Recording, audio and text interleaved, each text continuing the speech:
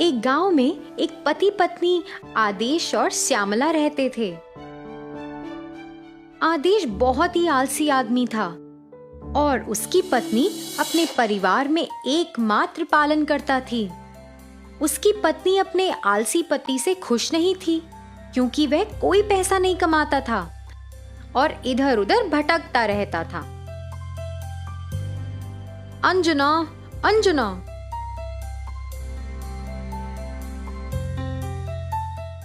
तुम मुझे इतना जोर से क्यों बुला रही हो? क्या तुम मुझे पीने के लिए पानी दे सकती हो? क्या तुम पानी मांगने के लिए मुझे बुला रहे हो? आदेश रोज खाना खाता और सो जाता और अंजना को अपने पति पर तरस आता था और वह उसके बदलने का इंतजार कर रही थी। कई दिन बीत चुके थे, फिर भी उसके पति के व्यवहार में कोई बदलाव नहीं आया। जैसे जैसे वह अपने पति के बारे में सोचती रही, वो और भी परेशान होती गई। उसने बिना किसी मानव बस्ती के अलग अलग जगह पर कदम रखा। जैसे ही वह अंदर गई, उसने एक बड़े सुनहरे रंग के दरवाजे को देखा। अरे, ये क्या जगह है? और मुझे आसपास कुछ लोग भी नहीं दिख रहे हैं। यहाँ इस विशाल द्वार का निर्माण किसने किया होगा? फिर अचानक दरवाजा खुल गया और अंजना खुद को दरवाजे से अंदर ले जाने में कामयाब रही। यह जगह तो बहुत मजेदार लगती है। यहाँ कितने सुंदर फूल और फल हैं। मैंने अपने पूरे जीवन में कभी इस तरह की जगह नहीं देखी। यह एक जादुई दुनिया लगती है।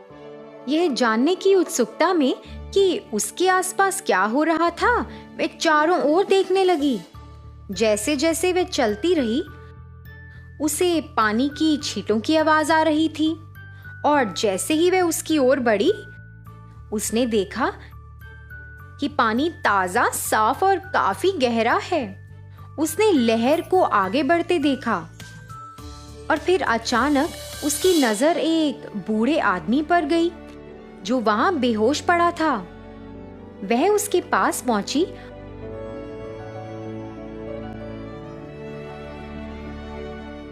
और उस आदमी को पीने के लिए थोड़ा पानी दिया।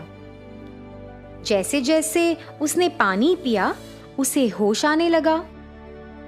आप यहाँ कैसे आई हैं? यह तो लोगों के लिए अज्ञात जगह है।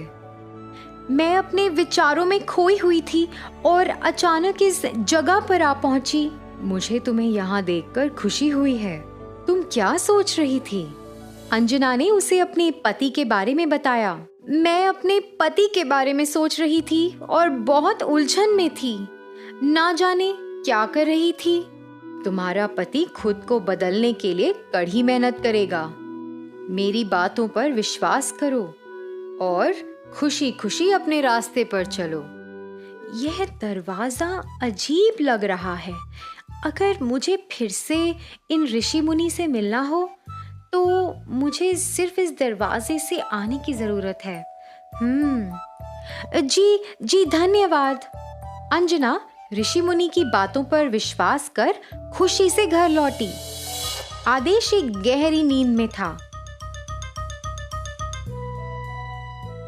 फिर उसे महसूस हुआ कि ज्यादा सोने से उसका सर बहुत भारी होने लगा है। हे भगवान, मेरा दिन बर्बाद हो गया है। मुझे इतना बुरा सरदर्द हो रहा है। जैसा कि आदेश ने अपने दर्द को कम करने की कोशिश की, उसे कुछ अजीब महसूस हुआ। घबराया हुआ वह आईने के पास गया। मेरे सर पे ये क्या है? हे भगवान, ये सींग मेरे सर पे कैसे आए? अब मैं क्या करूंगा? फिर उसे पता चला कि ये सींग उसके भयानक सरदर्द का कारण थे। घर में घुसते ही उसकी पत्नी ने उसे देख लिया। वो विशाल दरवाजा तो सच में जादुई लगता है। वह स्थान बहुत सुंदर और शांत था। मैं अब पहले से ज्यादा खुश महसूस कर रही हूँ। इसके अलावा मुनि ने कहा कि मेरे पति आलसपन छोड़ देंगे और काम करना शुरू कर देंगे, और अब मेरे पति के सर पर सींग होने की वजह से वो सो नहीं पाएंगे। अंजना अपने पति के साथ हुई इस अजीब घटना के बारे में सोचती रही।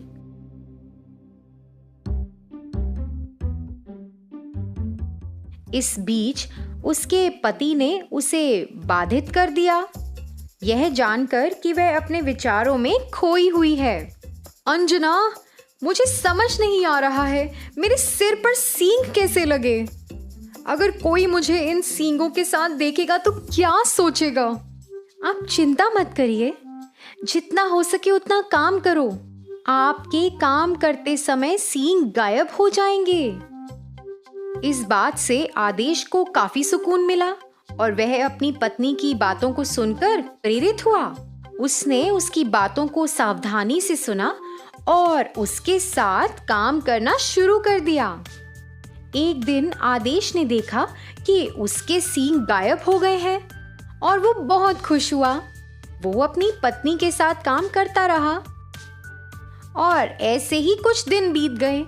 एक दिन वह जब काम कर रहा था तो उसने सोचा, मेरे पास अब कोई सींग नहीं है, आज मैं दिन भर सो सकता हूँ। जैसे जैसे आदेश ने अपना काम करना बंद किया, उसके सींग बढ़ने लगे। सींग की वजह से उसे जलन महसूस हुई। जैसे ही उसने अपने सिर पर हाथ रखा, उसने महसूस किया कि ये कितना भारी है और तुरंत वापस जाकर अपनी पत्नी को बताया। अगर आप बिना काम किए सोना चाहते हैं तो आपके सींग फिर से बढ़ने लगेंगे। हाँ, मैं सोने गया और मैंने ऐसा देखा, मेरे सींग तो फिर से बढ़ गए हैं। यदि आप सींग नहीं रखना चाहते तो कृपया रोजाना काम करें। सींग के बढ़ने के डर से आलसी आदेश रोज अपना काम करने लगा। मैं अब खाली नहीं रहूंगा, अब मैं अपनी पत्नी की मदद के बिना काम करूंगा। उसने खुद काम करना शुरू कर दिया और उसकी पत्नी घर का काम संभालती थी।